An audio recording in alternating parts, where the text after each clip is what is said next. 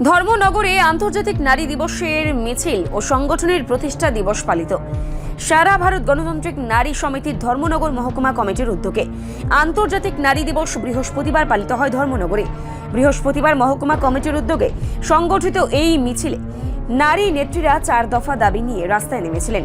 নারীদের সংরক্ষণ বাস্তবায়ন, ভোটাধিকার হরণের চক্রান্ত বন্ধ, জীবন জীবিকার উপর আক্রমণ রোধ এবং সংবিধানের উপর হামলা বন্ধ করা। উপস্থিত ছিলেন ধর্মনগর উপনির্বাচনে বামফ্রন্ট মনোনীত প্রার্থী অমিতাভ দত্ত, মহকুমার সম্পাদক রতন রায় সহ নেতাকর্মী সমর্থকরা। নারীরা উত্তেজিত স্লোগানে বাজার জুড়ে প্রতিবাদের সুর ছড়িয়ে দেন। আজ সংগঠনের প্রতিষ্ঠা দিবসেও ধর্মনগর মহকুমায় যথাযথ মর্যাদায় পালিত হয়। রাজ্য কমিটির সদস্য সাথী ভট্টাচার্য সংগঠনের পতাকা উত্তোলন করেন। রাজ্য কমিটির অপর সদস্য হাসি ভট্টাচার্য, জেলা সম্পাদক উৎপলা শর্মা, মহকুমার সম্পাদক বিজিতা নাথ সহ নেতাকর্মীরা সমর্থকরা উপস্থিত ছিলেন। গণতান্ত্রিক নারী দিবস, নারী সমিতির প্রতিষ্ঠা দিবস।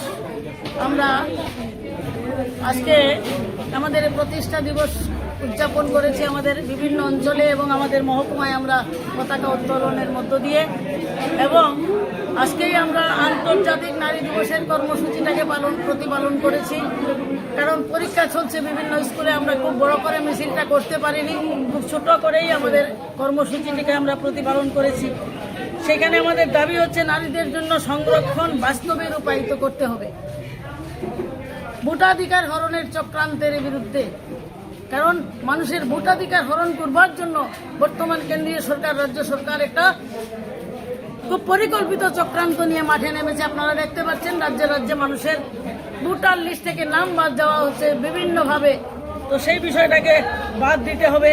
আর আমাদের জীবন জীবিকার উপর আক্রমণ, কোথায় গেলেন, কার সঙ্গে গেলেন, কেন মিছিলে গেলেন, কেন সিপিআইএম এর মিটিংয়ে গেলেন, তার নিরিখেও আমাদের এমজিএন রেখা থেকে শুরু করে বিভিন্ন প্রকল্পে কাজ করতে পারছেন না।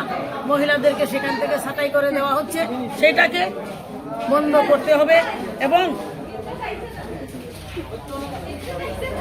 সংবিধানের উপর আক্রমণ, আমাদের অধিকারের উপরে যে আক্রমণ, সংবিধানের উপরে আক্রমণ মানেই সব দেশের সকল অংশের মানুষের উপরে আক্রমণ, সেটাকে বন্ধ করতে হবে।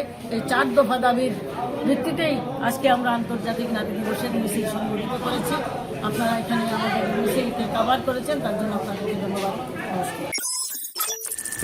রিপোর্ট সংবাদ প্রতীক্ষা।